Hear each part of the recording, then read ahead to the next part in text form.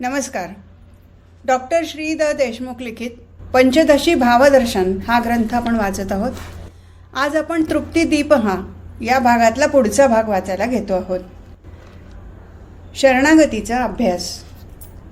जसे वरचेवर पाप केले तर वरचेवर स्नानादी प्रायश्चित्त घेतात, त्याप्रमाणे हा आत्म्याच्या ध्यानाची आवर्तने करीत जणू आत्मचिंतन पारायण होतो. नित्य, नैमित्तिक, विहित, निषिद्ध इत्यादी कर्मे आहेत. निषिद्ध कर्मासाठी प्रायश्चित्त कर्म करावे लागते. कृच्छ, चांद्रायण, तीर्थस्नान इत्यादी प्रायश्चित्त कर्मे आहेत. आत्म्याला देहादिकांच्या रांगेत बसवणे हे महत्पाप असून त्याचे प्रायश्चित्तही तसेच आहे. ज्याचा अपराध केला त्याच्यात विलीन होऊनच हे प्रायश्चित्त घेता येते. चिदावासाला वाटणारा लाजेला दृष्टांत. ज्या वेश्येच्या जननेंद्रियावर कोड आहे, ती वेश्या ते कोड माहीत असलेल्या पुरुषासमोर देहप्रदर्शनास संकोचते, त्याप्रमाणे चिदाभासाला स्वतःच्या देहसापेक्ष दोषाची लाज वाटते. वरील दृष्टांत किळस निर्माण होण्यासाठी आहे, शरणागतीकडे प्रवृत्त करण्यासाठी आहे. चिदाभास अलिप्तता सांभाळतो. मुसलमानांनी पकडून सक्तीने बटवलेला ब्राह्मण त्यांच्या तडाख्यातून सुटल्यावर जसा प्रायश्चित्त घेऊन नंतर त्यांच्यापासून दूर राहतो, तसा चिदाभास शरीरापासून स्वतःला दूर ठेवतो. 13व्या शतकात भारताची राजकीय, सामाजिक व धार्मिक स्थिती काय होती याचा अंदाज वरील उदाहरणावरून येतो. विद्यारण्य स्वामींचे राजकीय कर्तृत्व समर्थांप्रमाणे फार मोठे होते. येथे चिदाभास शरीरापासून स्वतःला दूर ठेवतो, म्हणजे मी शरीर नाही कूटस्थच आहे असा दृढ निश्चय करतो. भ्रमाने निर्माण झालेले देहतादात्म्य दूर सारतो. शरणागतीचे मोठे फळ. युवराजपदाचा अभिषेक झालेला राजपुत्र साम्राज्याच्या अपेक्षेने जसा राजाशी अनन्य राहतो, तसा चिदाभास आत्म्याशी अनन्य राहतो. परमार्थी तो राज्यधारी, परमार्थी नाही तो भिकारी. दासबोध. परमार्थाचे राज्य मिळवण्यासाठी आत्मराजाशी अनन्य राहावे लागते. त्याच्याशी ऐक्य पाहूनच ते मिळते. चिदाभासाला मिळणाऱ्या फळाचे स्वरूप. जो ब्रह्म जाणतो तो ब्रह्मच होतो असे श्रुती सांगते. ही श्रुती जाणल्यावर तो जाणता ब्रह्मचिंतनातच रमून ब्रह्मच होतो, दुसरे काही होत नाही. ब्रह्मवेद ब्रह्मैव भवती, मुंडकोपनिषद अशी श्रुती आहे. ब्रह्म जाणणारा ब्रह्मासारखा होत नाही, तर साक्षात ब्रह्मच होतो. ब्रह्मसूत्र शांकर भाष्यामध्ये याचे विवरण केले आहे. एवढे मोठे फळ मिळवण्यासाठी आत्म्याच्या तंत्राने वागणे म्हणजे त्याच्या अनुसंधानात राहणे आवश्यकच आहे. चिदाभासाचा ज्ञानकाली नाश होतो का? यज्ञानंतर देवत्व मिळावे म्हणून यजमान जसा यज्ञाग्नीत प्रवेश करतो, त्याप्रमाणे आत्मरूपाने राहण्याकरता चिदाभास स्वतः नष्ट होण्यास तयार होतो. उदाहरण यज्ञ महात्म्यकालीन असले तरी त्यातील स्वतःला नष्ट करण्याचा त्याग महत्त्वाचा आहे. राजा होण्यासाठी राजपुत्रत्वाचा त्याग करावा लागतो, तसे आत्मा होण्यासाठी चिदाभासाला स्वतःचा त्याग करावा लागतो. जीवनमुक्त स्थितीत जीवदशा कशी असते? ज्याप्रमाणे अग्नीत प्रवेश करून भस्म होईपर्यंत यजमानाचे मनुष्यत्व टिकून असते, त्याप्रमाणे प्रारब्ध असेपर्यंत चिदाभास टिकून राहतो. उरलेले प्रारब्ध भोग जीवाला देण्यासाठी जीवत्व असले पाहिजे. जीवनमुक्ताचा चिदाभास बाधित झालेला असतो असे शास्त्र म्हणते. तो नष्ट होत नाही. बाध म्हणजे नाश नव्हे.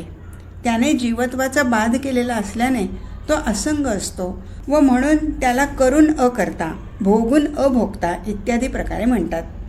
अज्ञान गेल्यावर प्रारब्ध भोग कसे होतील? दोरीचे ज्ञान झाल्यावरही भरलेला कापरा हळूहळूच कमी होतो. तीच दोरी मंद अंधारात पुन्हा पाहिली तर पुन्हा सर्प दिसणे शक्य आहे.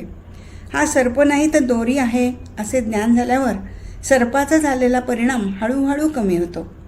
मंद अंधारादी अनुकूल परिस्थितीत पुन्हा त्याच दोरीवर सर्पाचा भ्रम होऊ शकतो. नंतर पुन्हा दोरी ओळखावी लागते. प्रारब्धाच्या बाबतीत असेच होते. ह्याचप्रमाणे प्रारब्धाचे भोगही हळूहळू संपतात, एकदम संपत नाहीत. शिवाय भोग होत असताना मी मरणार आहे असा भास होतोच. मी भोगता नसून कूटस्थ हेच माझे मूळचे स्वरूप आहे व म्हणून मी नित्य आहे असा चिदाभासाला अपरोक्ष अनुभव असला तरी दैनंदिन जीवनात मी भोगता आहे, मला मरण आहे इत्यादी प्रकारे क्षणमात्र भ्रम होतोच.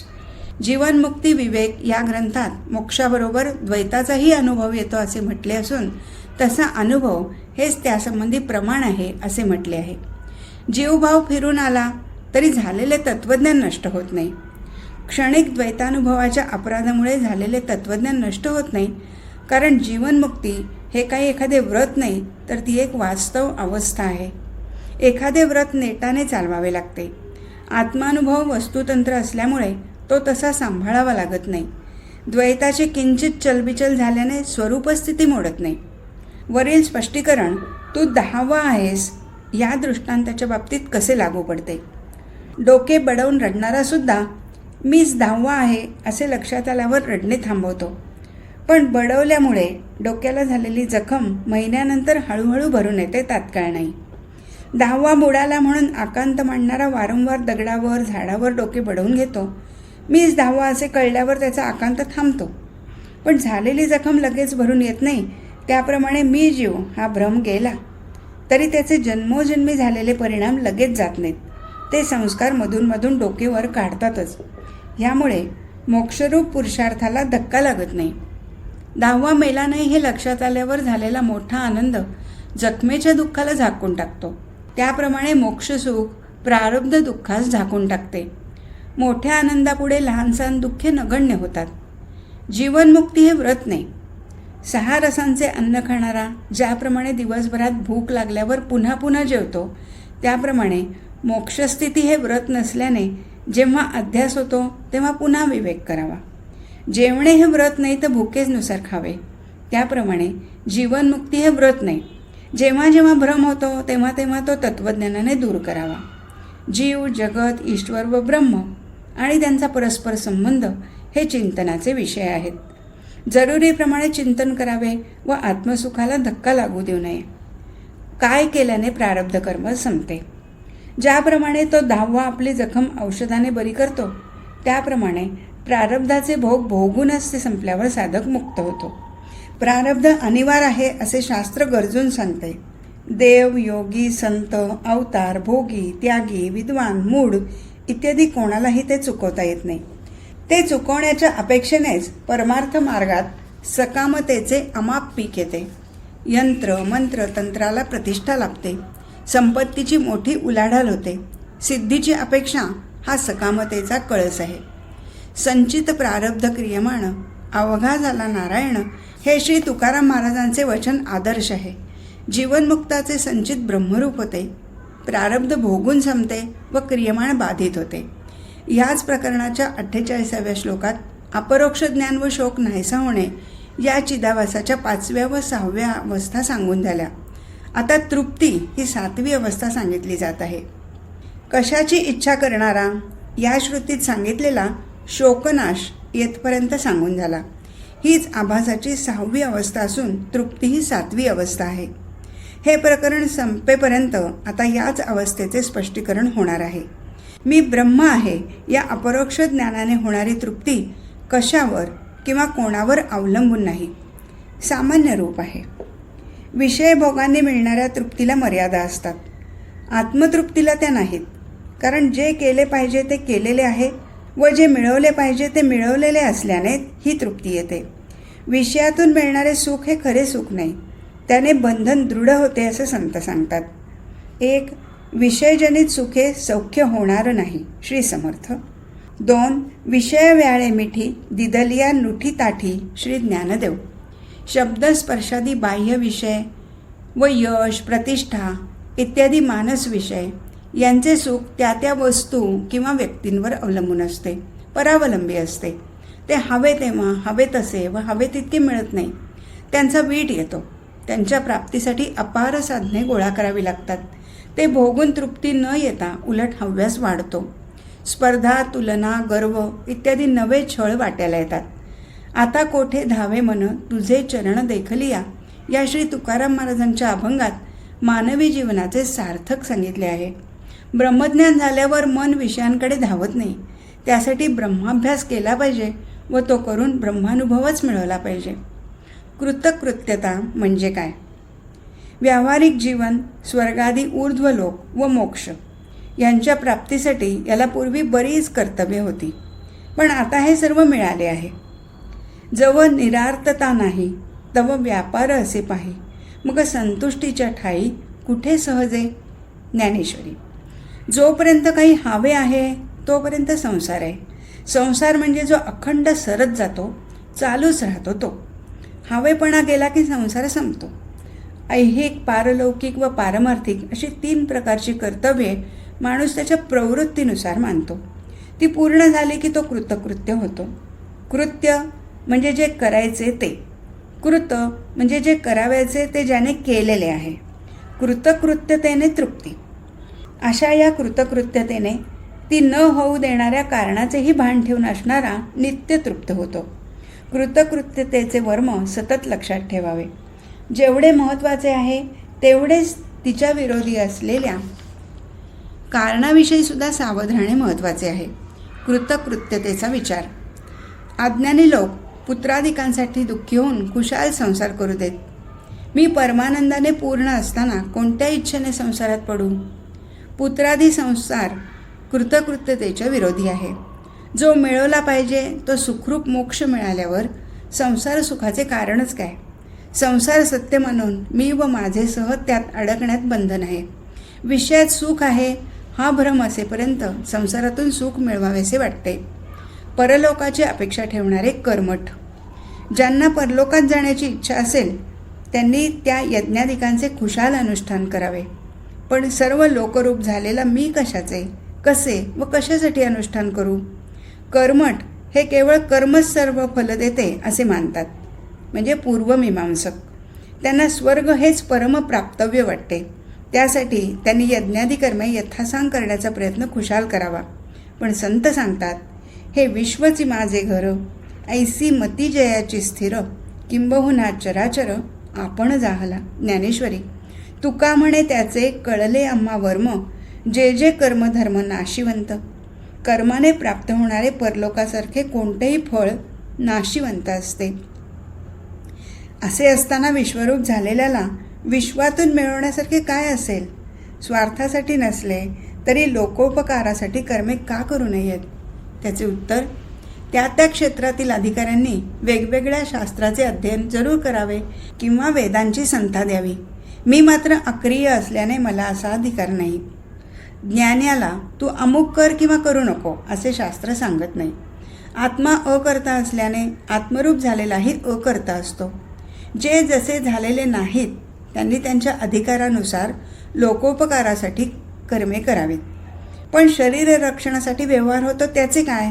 त्याचे उत्तर, झोप, भिक्षा, स्नान, शौच इत्यादींची मला इच्छा नाही व मी खरे तर त्यातील काही करीतही नाही. माझ्याकडे पाहणाऱ्यांना जर मी हे करतो असे वाटत असेल तर कुशाल वाटू दे. त्यांच्या कल्पनांनी मला काय होणार.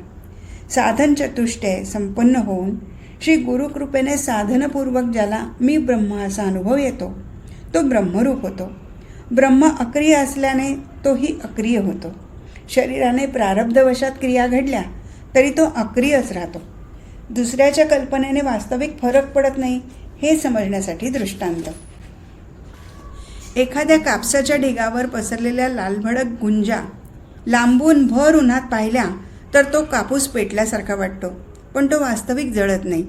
त्याप्रमाणे दुरून बघणाऱ्याच्या कल्पनांमुळे मी करता ठरत नाही.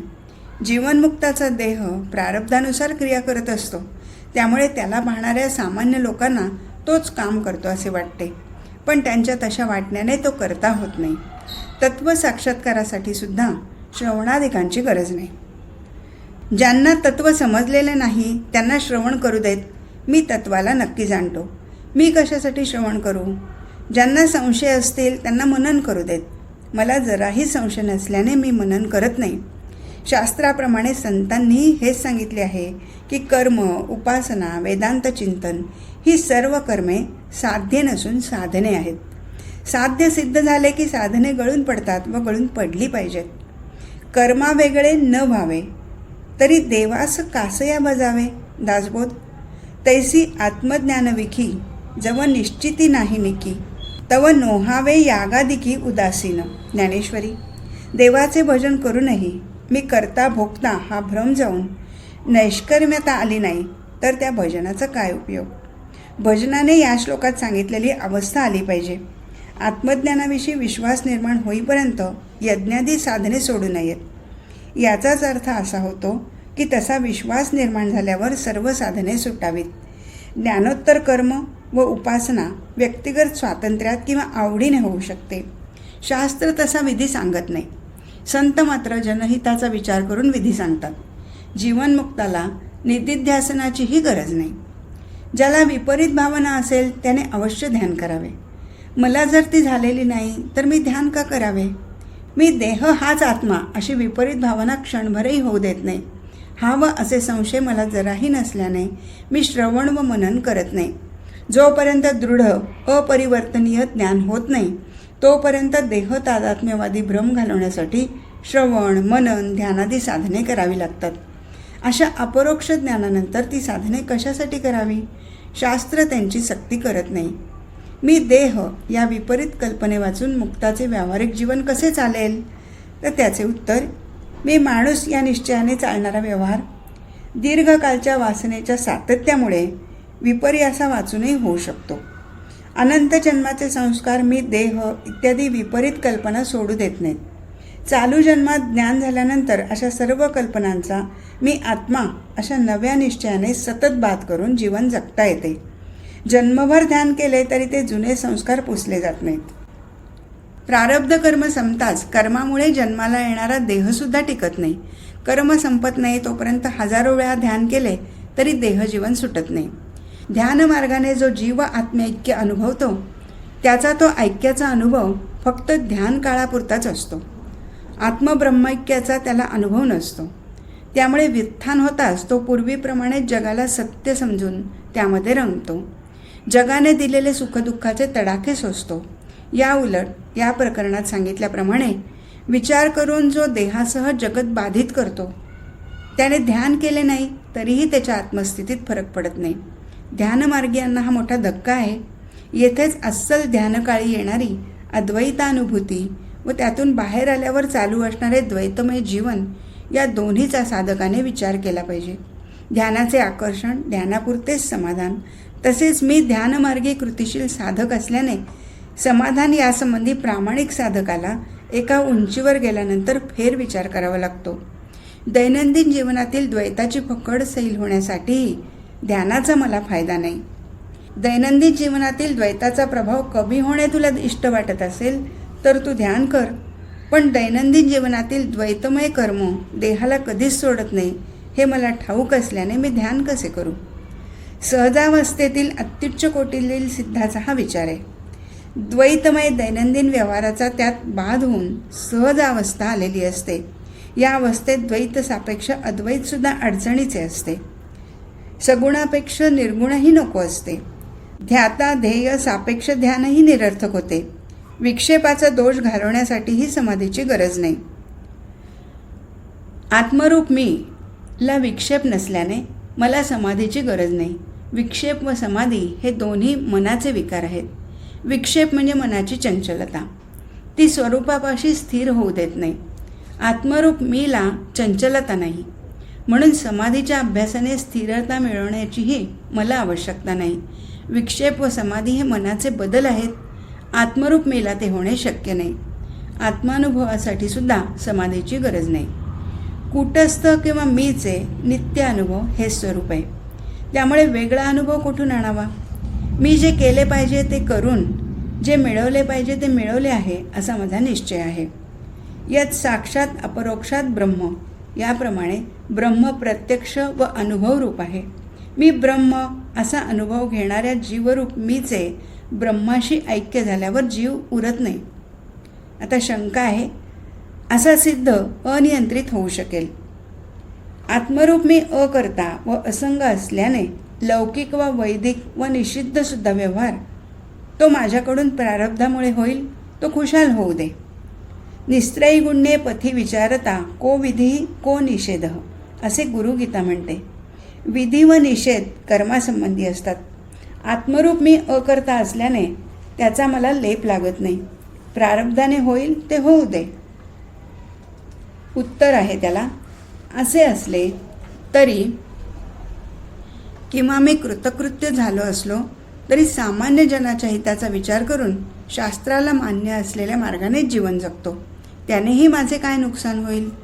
ज्ञात्याला कोणत्याही कर्माचा विधी वा निषेध शास्त्र सांगत नाही, त्यामुळे तो अनियंत्रित वागू शकेल अशी शंका नंतर घेतली होती. त्यावर उत्तर दिले की त्याच्याकडून जे काही कर्म होते ते प्रारब्धाच्या रेट्याने होते. तो अकर्ता आहे, त्याचा देह मात्र प्रारब्धाधीन आहे. अकर्त्याने निषिद्ध वा विधियुक्त कसेही कर्म केले तरी त्याच्या दृष्टीने काहीच होत नाही. पाहणारा काहीही म्हणो, पण तरीही लोककल्याणार्थ संत त्याला काही बंधने घालतात. मार्गाधारे वर्तावे, विश्व हे मोहरे लावावे, अलौकिक नोहावे लोकाप्रती. ज्ञानेश्वरी. ज्ञाताही साधन काळात इंद्रियांना पडलेल्या वळणामुळे व सामान्य जनांना मार्ग दाखवण्यासाठी सन्मार्ग सोडत नाही, व तो कर्म करीत असल्याने कोणी त्याला बद्ध म्हटले तरी त्याचे काही बिघडत नाही. शरीराकडून होणाऱ्या सर्व कर्मांचा मी साक्षी आहे. माझ्या शरीराने देवपूजा, स्नान, शौच, भिक्षा इत्यादी करू दे, किंवा वाणीने मोठ्याने जप करू दे, किंवा संप्रदायाच्या शिरोधारी असलेल्या वेदांचे पठण करू दे, बुद्धी विष्णूच्या ध्यानात रमू दे, किंवा ब्रह्मानंदात रममाण होऊ दे. या सर्व हालचालीत मी केवळ साक्षी असून त्या मी करीत नाही व करवीतही नाही. वरील सर्व कर्मे शास्त्राला मान्य असली तरी मी त्यांच्या ठिकाणी कर्तृत्व ठेवत नाही. काया, वाचा व मन या सर्वांचे व्यवहार प्रारब्ध व धर्म मर्यादा ह्यात परस्पर चालतात. कर्म व ज्ञान यात अत्यंत वेगळेपणा आहे, हे पुढील काही श्लोकात सांगतात. आणि असा पूर्व व पश्चिम समुद्राप्रमाणे कर्मठ पुरुष व ज्ञानी यांचा प्रत्येकाचा विषय भिन्न असल्याने कर्मी पुरुषाचा व माझा कलह कसा होईल? कर्मठ पुरुष स्वर्गासाठी तर ज्ञानमार्गी मोक्षानंदासाठी साधना करीत असल्याने त्यांची प्राप्तव्ये, त्यांचे विषय हे अत्यंत वेगळे असतात. त्यांचा वेगवेगळा दृष्टिकोन. कर्मठाच्या जीवनात शरीर, वाणी व बुद्धी यांचे अत्यंत महत्त्व असते, आत्म्याचे नसते. ज्ञानाच्या जीवनात असंग आत्म्याचा अतिशय प्रभाव असतो, अन्य कशाचा नसतो. ज्ञानी व कर्मठ यांचा व्यावहारिक संबंध आला तरी पारमार्थिक स्तरावर दोघे फार वेगळे असल्याने त्यांनी यासंबंधी वाद घालण्याचे कारणच नाही. त्या दोघांचे जीवनच अत्यंत भिन्न असल्याने त्यांनी परस्परात जराही भांडू नये. दोन बहिऱ्यांना एकमेकांचे बोलणे जसे कळत नाही तसे त्यांना एकमेकांचे वर्म न कळल्याने ते कडाक्याचा वाद घालतात. खरे ज्ञानी त्यांना हसतात. वेदांतशास्त्र हे अत्यंत सूक्ष्म, गहन व विशिष्ट हेतूने जाणीवपूर्वक मांडले गेले आहे. अनेक भाष्यकार व वार्तिककारांनी त्याला तर्कसंगत रूप दिले असून पारमार्थिक शब्दांच्या नेमक्या व्याख्याही सांगितलेल्या आहेत.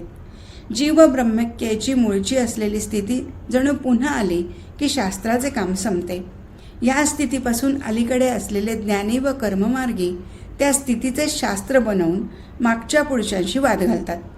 भगवान शंकराचार्यांनी त्या मर्यादेपर्यंत सर्व शास्त्रांचा आदर केला असून अंतिम शास्त्राची मांडणी केली आहे.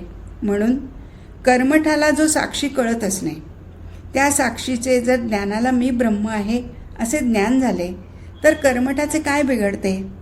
आत्मा हा कर्मठाच्या ज्ञानाचा विषयच नाही. त्याचे स्वर्ग हेच साध्य. ज्याला आत्मा कळतो त्याला तो कळला तर ह्याचे काय जाते? पण दुराग्रहापुढे इलाज नाही. ज्याला चंद्रावर जाता येत नाही त्याने चंद्रावर कोणीच जाणे शक्य नाही असे म्हटल्यासारखे हे कर्मठाचे बोलणे होते. ज्ञानीही कर्मठाशी भांडत नाही. ज्ञानाचे शरीर, वाणी व बुद्धी ही सर्व मिथ्या आहेत अशा निश्चयाने त्यांचा बाध केलेला असतो. त्या बाधित शरीराधिकांनी जर कर्मठ काही करू लागला तर ज्ञानाचे काय नुकसान होते? दोघांचे ध्येय व ते गाठण्याचे तत्त्वज्ञान अत्यंत वेगळे असताना दोघांनी परस्परांशी वाद घालण्याचे काहीच कारण नाही. पण जेथे अहंकार असतो तिथे वाद असतोच. कोणी कोणाच्या तत्त्वज्ञानात दोष काढू नये. ज्ञानाला कर्माकडील प्रवृत्तीची गरज नाही असे म्हणावे तर त्याला निवृत्तीचा तरी उपयोग कुठे आहे? निवृत्ती हे ज्ञानाचे साधन आहे असे मानले तर कर्माने चित्तशुद्धी होऊन ज्ञानाला मदत होते. प्रवृत्ती व निवृत्ती कर्मसापेक्ष आहेत. अचेतन कर्माला सत्यत्व देणारा कर्मठ कर्म सोडणार नाही व कर्म अचेतन मानणारा ज्ञानी कर्माला किंमत देणार नाही. मग वाद कशासाठी करावा? त्यांच्या दृष्टीने त्यांची साधने बरोबरच आहेत. त्यामुळे दुसऱ्याने त्याची साधने सोडावीत असा आग्रह कोणीच धरू नये. ज्ञानी कृतार्थ असल्याने त्याला प्रवृत्तीचा उपयोग नाही. एकदा ज्ञान झाल्यावर पुन्हा मोक्षेच्छा होणे शक्य नसल्याने त्याला मोक्ष सहाय्यक कर्माची जरूर नाही असे म्हटले. तर एकदा ज्ञान झाल्यावर निवृत्तीचे तरी काय काम? ज्ञानाचे सातत्व टिकून राहण्यासाठी निवृत्तीची गरज आहे असे मानले तर तेही शक्य नाही. कारण महावाक्याच्या प्रबळ प्रमाणाने झालेले ज्ञान दुसऱ्या त्याहून अधिक प्रबळ प्रमाणाने नष्ट झाले नाही तर ते सहजच टिकून राहील आणि वेदांताहून अन्य बलवान प्रमाण तर नाहीच. अविद्येच्या प्रभावामुळे ज्ञान खंडित होत नाही. ज्ञान होण्यापूर्वीच त्या दोन्हीचा बाध झाल्याने अविद्या व तिचे कार्य यापैकी कोणामुळेच ज्ञान खंडित होत नाही. अविद्या हे कारण व कर्तृत्वादी भ्रम हे तिचे कार्य आहे. या कार्यकारणाची निवृत्ती झाल्याशिवाय ज्ञान होतच नाही. ज्ञान झाल्यावर पुन्हा त्याचा प्रभाव असणे शक्य नाही. आता शंका विचारली आहे, अविद्या गेली तरी अविद्येचे कार्य म्हणजे जग असते. उत्तर, बाद झालेले जग इंद्रियामुळे खुशाल दिसू देत, त्यामुळे झालेले ज्ञान नष्ट होत नाही. जिवंत उंदीर जर मांजराला मारणे शक्य नाही तर मेलेला कसा मारील? अविद्या हे जगाचे उपादान कारण आहे. तिचा बाध झाल्यावरही जगाचा भास होत राहतो, पण तो भास झालेले ज्ञान नष्ट करू शकत नाही. दिसणारे पाणी मृगजळ आहे असे समजल्यावरही पाणी दिसतच राहते, पण ते सत्य समजून त्याच्याकडे धाव घेणे थांबते. त्याप्रमाणे जग अविद्येचे आहे हे समजल्यावरही ते दिसत राहते, पण त्याचा परिणाम होणे मात्र थांबते. दिवस राहण्यापुरताच हा दृष्टांत लक्षात घ्यावा. आणखी एक दृष्टांत. पाशुपतास्त्राचा प्रहार झाल्यावरही जो मरत नाही तो अंगालाही न लागलेल्या बाणाने मरतो असे कोणत्या आधाराने म्हणावे? भारतीय युद्धापूर्वी प्रत्यक्ष भगवान शंकरांनी अर्जुनाला हे अमोघ अस्त्र दिले होते. त्याच्या प्रहाराने सुद्धा जो मरत नाही तो माणूस साधा बाण जवळून गेला म्हणून मरेल हे कसे शक्य आहे? लढाईच्या रूपकाने सिद्धांताला बळकटी. ज्याने साधारण काळात अनेक भ्रांतिरूप कार्यांनी प्रकट झालेल्या अविद्येशी मोठ्या नेटाने झगडा दिला व तिला बोधाने जिंकले, तो भक्कम बोध कसा जिंकला जाईल? बोध हा श्रुतीप्रमाणाने व मोठ्या यत्नाने केलेल्या साधनांच्या साह्याने होतो. तो कशानेही नाहीसा होणे शक्य नाही. जिंकून मारलेल्यांची पेते भोवताली पडलेली दिसणे हे योद्ध्याला भूषणास्पद आहे. बोधाने मारलेली अज्ञान व त्याच्या कार्यांची प्रेते खुशाल पडून राहोत. बोध नावाच्या चक्रवर्ती सम्राटाला त्याची भीती नाही, उलट त्यामुळे त्याची कीर्तीच वाढते. ज्ञान झाल्यावर दृश्य जग, त्रिगुण, त्रिपुटी, देह, विकार, उर्मी, भेद इत्यादी अज्ञान कार्यांची प्रेतेच शिल्लक राहतात. त्याची ज्ञानाला मुळीच भीती नसते. तात्पर्य, अत्यंत शूरसिद्ध ज्ञानाला कधीही सोडून नसतो. त्याच्या देहाशी संबंधित ज्या काही प्रवृत्ती व निवृत्ती असतील त्यांनी त्याचे काय बिघडणार आहे? ज्ञानाचा देहाचा संग सुटलेला असतो, त्यामुळे देह कसाही राहिला तरी त्याचा बोध ढळत नाही. म्हणूनच श्री एकनाथ महाराज म्हणतात, ऐसिया बोधाचे निबळे, तो विषयावरी जरी लोळे तरी विषयाचे निविटाळे, बोधून मैळे तयाचा. आज इथेच थांबू. हरिओम तत्सत.